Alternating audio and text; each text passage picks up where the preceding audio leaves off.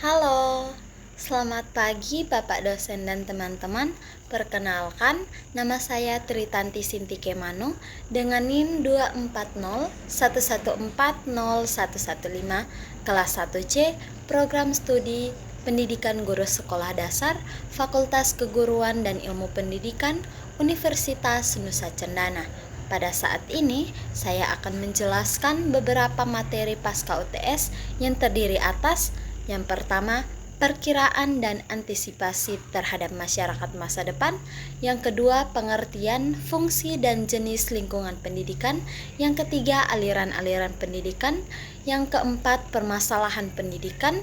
Yang kelima, sistem pendidikan nasional. Dan yang keenam, yaitu pendidikan dan pembangunan. Berikut penjelasan dari berbagai materi secara lebih lengkap. Baik, materi pertama yang akan saya jelaskan yaitu perkiraan dan antisipasi terhadap masyarakat masa depan. Nah, di era globalisasi yang semakin berkembang ini, pendidikan tidak hanya berfungsi sebagai sarana untuk memperoleh pengetahuan, tetapi juga sebagai jembatan untuk menciptakan individu yang siap berkontribusi dalam masyarakat yang semakin terhubung dan kompleks. Oleh karena itu, ada beberapa perkiraan terhadap masyarakat masa depan dalam dunia pendidikan yang menunjukkan bahwa dunia pendidikan akan dipengaruhi oleh 4 faktor utama. Nah, faktor yang pertama yaitu globalisasi dalam pendidikan. Nah, globalisasi dalam pendidikan ini akan memungkinkan pendidikan sebagai jembatan global, di mana siswa dapat belajar dan berkolaborasi lintas negara dengan bantuan teknologi. Dengan adanya globalisasi juga, standar pendidikan di berbagai negara akan seragam, sehingga memungkinkan lulusan dapat bekerja di negara lain. Nah, selain itu, globalisasi dalam pendidikan ini memungkinkan adanya persaingan dalam pendidikan secara global, di mana setiap negara berlomba meningkatkan kualitas pendidikan untuk menarik siswa terbaik. Faktor yang kedua yaitu kemajuan ilmu pengetahuan dan teknologi atau yang biasa kita kenal dengan kemajuan iptek. Nah, seiring dengan perkembangan iptek yang semakin pesat dapat memungkinkan diterapkannya AI dalam pembelajaran. Nah, diterapkannya AI dalam pembelajaran ini untuk membantu siswa memahami materi sesuai dengan kemampuan siswa. Nah, dengan kemajuan iptek juga adanya big data yang dapat membantu guru untuk memahami siswa mana yang butuh bantuan lebih banyak berdasarkan analisis data. Selain itu, ada kursus online yang memungkinkan siswa belajar dari universitas terkenal tanpa harus pindah negara. Faktor yang ketiga yaitu arus komunikasi. Dengan kesetaraan akses informasi, internet memungkinkan siswa dari pelosok dapat belajar dari sumber yang sama seperti siswa di kota besar. Selain itu, adanya kolaborasi global di mana siswa dari berbagai negara dapat bekerja sama untuk memecahkan masalah dunia nyata. Dan faktor yang terakhir yaitu peningkatan kebutuhan tenaga profesional yang meliputi yang pertama yaitu keterampilan praktis, yaitu keterampilan yang berfokus pada pelatihan yang bisa langsung diterapkan di dunia kerja. Yang kedua yaitu keterampilan lintas disiplin, di mana pekerja masa depan perlu memahami berbagai bidang, misalnya dalam bidang teknologi dan etika. Dan yang ketiga yaitu pendidikan vokasional. Nah, pendidikan ini didesain untuk memenuhi kebutuhan industri seperti teknologi dan kesehatan. Nah, dari faktor-faktor yang telah saya jelaskan tadi, ada upaya untuk mengantisipasi masyarakat masa depan dalam bidang pendidikan. Yang pertama yaitu penerapan teknologi dan digitalisasi dalam pendidikan. Nah, dengan adanya AI dapat membantu pembelajaran lebih efektif seperti menjawab pertanyaan siswa di luar kelas. Nah, selain itu perlu adanya pembelajaran hibrid. Nah, pembelajaran hibrid ini adalah pembelajaran yang menggabungkan pembelajaran online dengan pembelajaran tatap muka. Nah, dengan adanya pembelajaran hibrid ini dapat membuat pendidikan itu lebih fleksibel. Upaya yang kedua yaitu reformasi kurikulum. Nah, reformasi kurikulum yang perlu dilakukan yaitu reformasi kurikulum yang berfokus pada keterampilan abad 21 seperti berpikir kritis dan kreativitas. Selain itu harus reformasi kurikulum yang mengintegrasikan STEM untuk menciptakan inovasi yang memadukan teknologi dan seni. Dan pembelajaran berbasis proyek untuk melatih siswa menghadapi masalah dunia nyata. Upaya yang ketiga yaitu pembelajaran seumur hidup yang memungkinkan individu untuk terus memperbaharui keterampilan mereka. Sertifikat mikro yang memberikan pelatihan singkat yang relevan dengan kebutuhan industri, dan program belajar sepanjang hayat yang membantu pekerja memperbaharui keterampilan mereka. Upaya yang keempat yaitu pendidikan inklusif dan akses merata. Nah, adanya pendidikan inklusif dan akses merata ini dapat mengatasi kesenjangan digital melalui penyediaan internet dan perangkat untuk semua siswa. Nah, pendidikan yang ramah bagi siswa yang berkebutuhan khusus dengan bantuan teknologi. Upaya yang kelima yaitu kolaborasi pendidikan dan dunia kerja. Nah, kurikulum harus dirancang sesuai dengan kebutuhan industri untuk memudahkan transisi siswa ke dunia kerja. Selain itu, program vokasional yang dapat memberikan keterampilan spesifik yang relevan dengan pasar kerja. Dari penjelasan tadi dapat disimpulkan bahwa pendidikan masa depan membutuhkan inovasi dan adaptasi dengan teknologi. Nah, kurikulum yang relevan, pembelajaran sepanjang hayat serta kolaborasi dengan dunia kerja, sistem pendidikan dapat menjawab tantangan global. Nah, langkah-langkah ini penting agar siswa siap menghadapi dunia yang terus berubah. Baik, materi kedua yang akan saya jelaskan yaitu pengertian, fungsi, dan jenis lingkungan pendidikan. Yang pertama yaitu pengertian lingkungan pendidikan.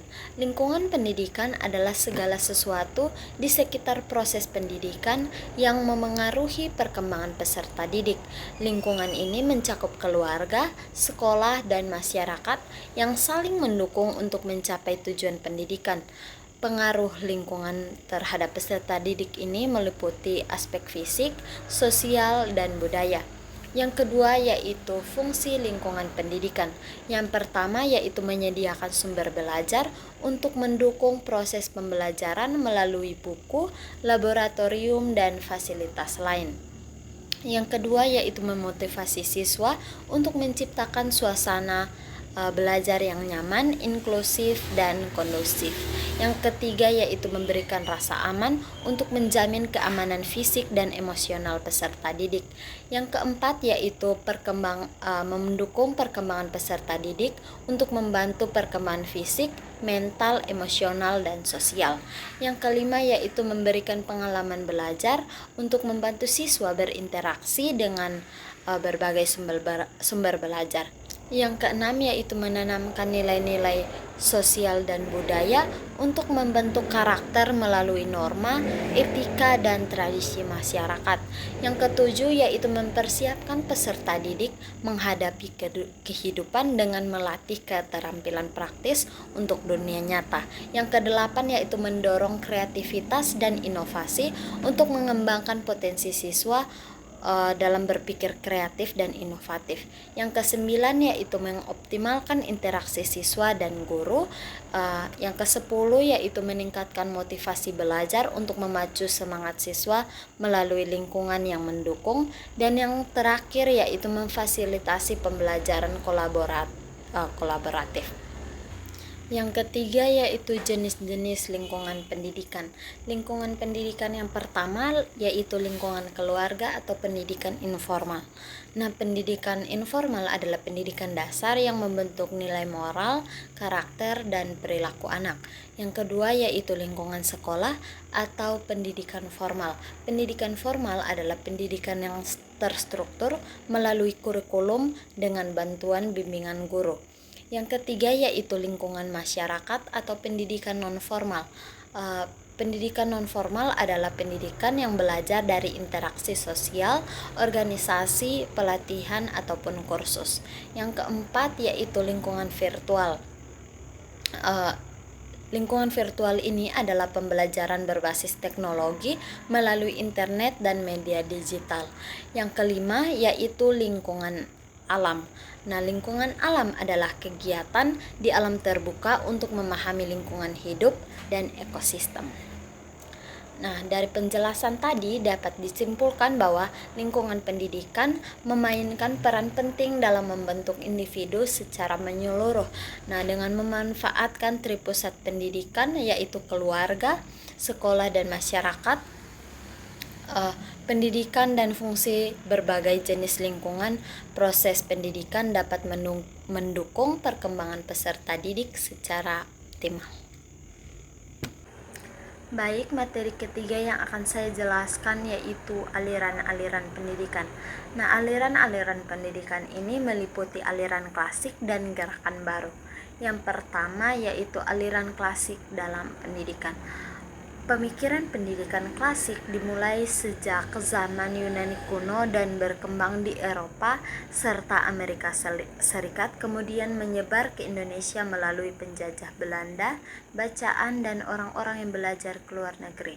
Nah, aliran ini memiliki beberapa pandangan utama, yaitu yang pertama aliran empirisme. Nah, aliran ini menekankan bahwa pengalaman adalah sumber utama dari pengetahuan.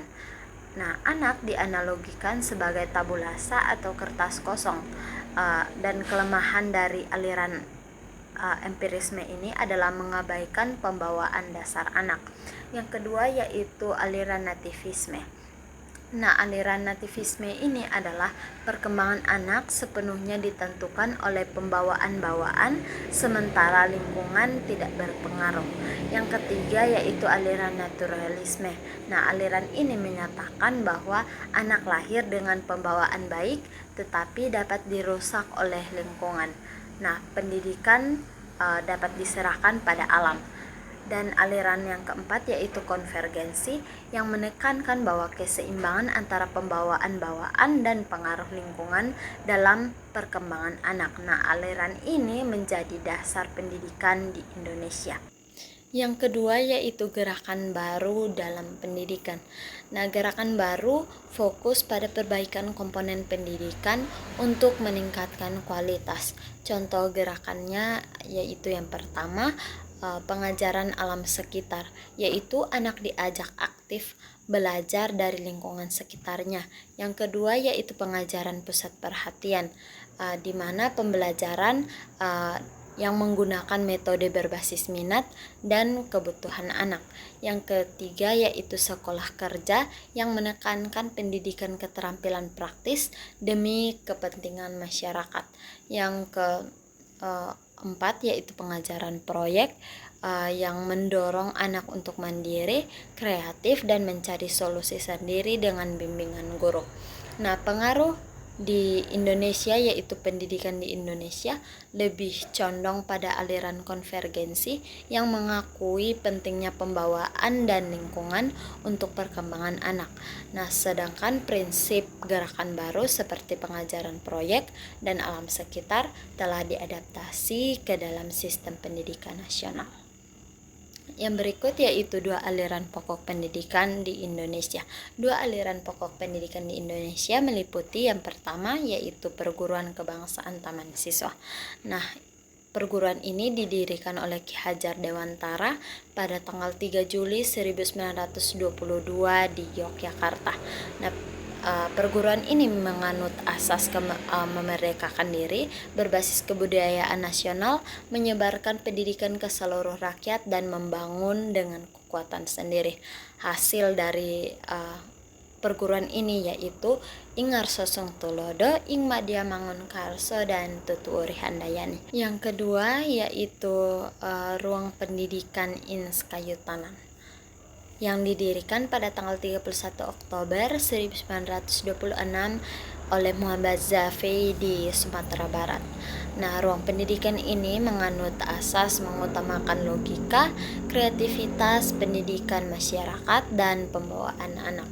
Nah, hasil dari ruang pendidikan Inskai Tanam ini adalah menghasilkan sumber daya manusia kompeten, menyelenggarakan jenjang pendidikan, menerbitkan buku untuk pemberantasan buta huruf, dan menekankan keseimbangan antara kerja, intelektual, dan spiritual.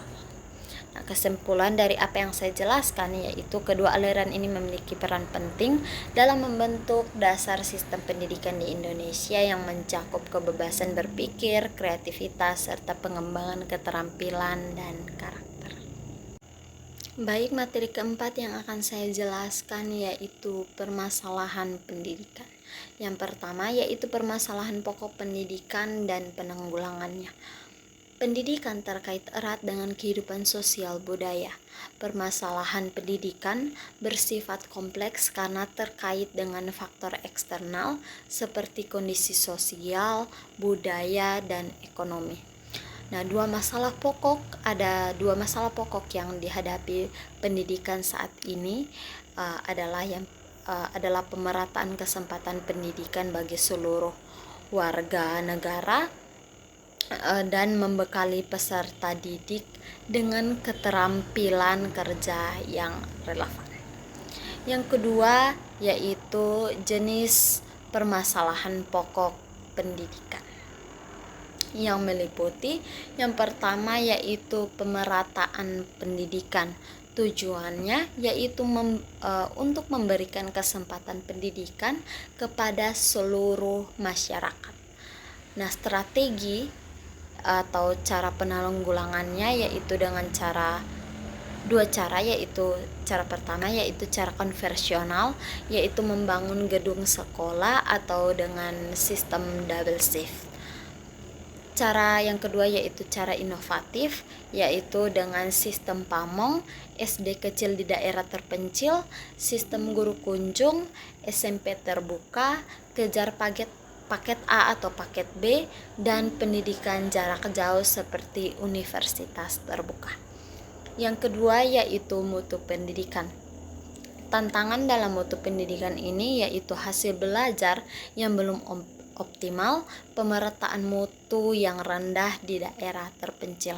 Nah, solusi yang dapat dilakukan yaitu dengan cara penyempurnaan kurikulum dengan metode pengajaran, peningkatan sarana dan kompetensi tenaga pendidik, pengendalian mutu melalui supervisi, akreditasi, dan evaluasi berstandar nasional. Yang ketiga yaitu efisiensi pendidikan. Tantangannya yaitu pemanfaatan sumber daya yang tidak optimal seperti tenaga pendidik dan sarana prasarana.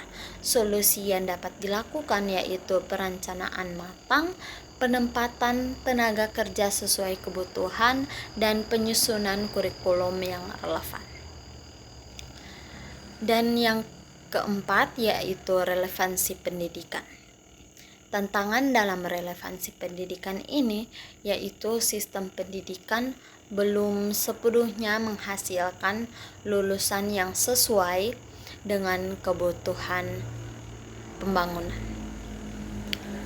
Nah, ada solusi yang dapat dilakukan yaitu menyelaraskan kurikulum dengan kehidupan masyarakat dan dunia kerja.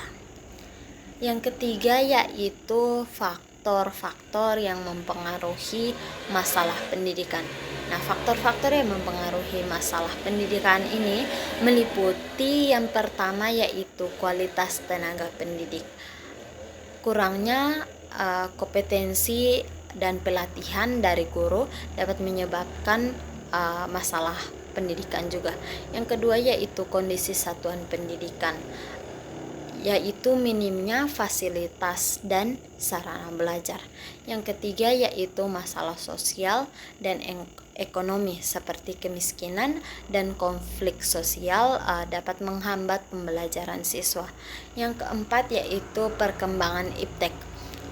Kurikulum yang kurang relevan dengan perkembangan teknologi dapat memicu adanya permasalahan pendidikan.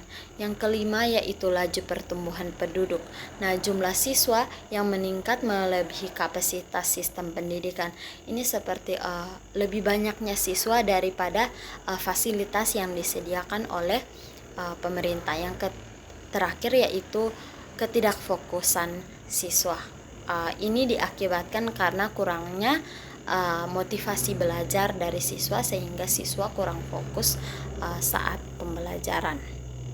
Baik, materi kelima yang akan saya jelaskan yaitu sistem pendidikan nasional. Macam dan pengelolaan jalur pendidikan. Yang pertama yaitu jalur pendidikan. Terdapat 3 jalur pendidikan dalam sistem pendidikan nasional, yaitu yang pertama pendidikan formal. Pendidikan formal ini adalah pendidikan yang terstruktur dan berjenjang, meliputi pendidikan dasar, pendidikan menengah, dan pendidikan tinggi. Yang kedua yaitu pendidikan non formal, merupakan pendidikan di luar sistem formal seperti kursus, pelatihan, dan program keterampilan. Yang ketiga yaitu pendidikan informal, merupakan pendidikan dalam keluarga atau lingkungan. Pendidikan ini tidak terstruktur atau berjenjang. Yang kedua yaitu macam-macam pendidikan. Yang pertama yaitu pendidikan umum. Pendidikan ini lebih fokus pada pengetahuan luas untuk melanjutkan ke jenjang pendidikan yang lebih tinggi, contohnya SD, SMP, dan SMA. Yang kedua yaitu pendidikan kejuruan, yaitu pendidikan yang menyiapkan keterampilan praktis di bidang tertentu, contohnya yaitu SMK. Yang ketiga yaitu pendidikan akademik, yaitu pendidikan yang penguasaan disiplin ilmu untuk pengembangan keilmuan, contohnya yaitu sarjana dan pasca sarjana. Yang keempat yaitu pendidikan profesi, yaitu pendidikan yang keahlian profesional untuk profesi tertentu, contohnya program profesi guru dan program profesi dokter. Yang kelima yaitu pendidikan vokasi, fokus pada keahlian terapan, contohnya program diploma. Yang keenam yaitu pendidikan khusus untuk peserta didik dengan kebutuhan khusus, contohnya yaitu sekolah luar biasa. Yang ketujuh yaitu pendidikan keagamaan, yaitu pendidikan yang berbasis agama, contohnya seperti pesantren. Yang kedelapan yaitu pendidikan layanan khusus. Nah, pendidikan ini bagi daerah terpencil atau terdampak bencana, contohnya yaitu program pendidikan darurat. Yang ketiga yaitu pengelolaan jalur pendidikan nasional. Tata kelola pendidikan melibatkan pemerintah pusat, daerah, guru, komite sekolah, dan masyarakat. Tantangan utama meliputi krisis kurikulum, tata kelola guru, transparansi anggaran, dan pemerataan kualitas pendidikan.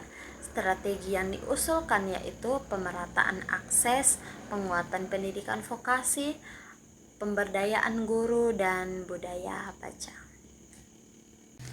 Upaya pengembangan dan perkembangan sistem pendidikan.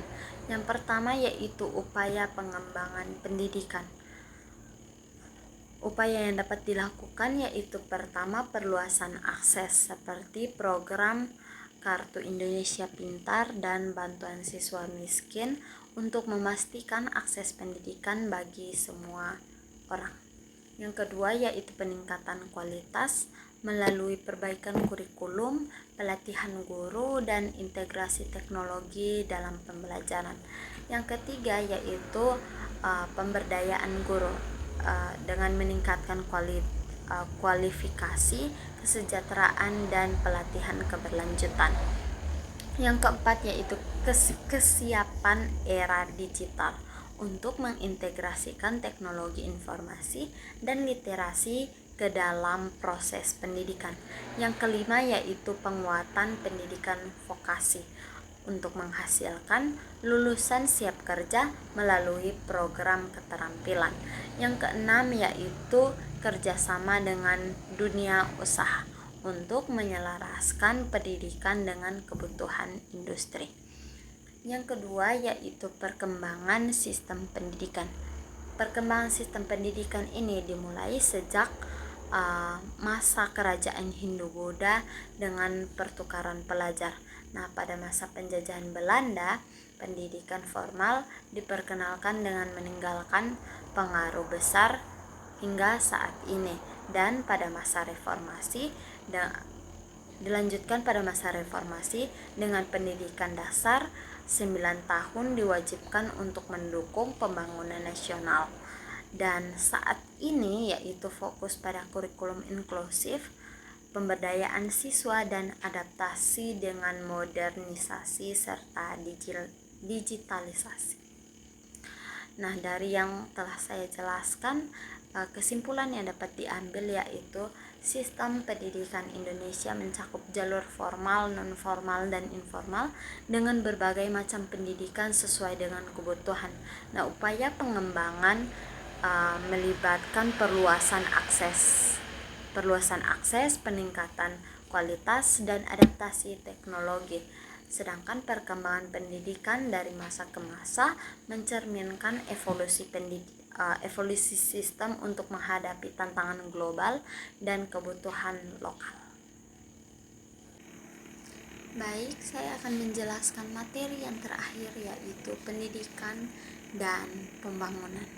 Esensi dan sumbangan dalam pendidikan. Yang pertama yaitu esensi pendidikan.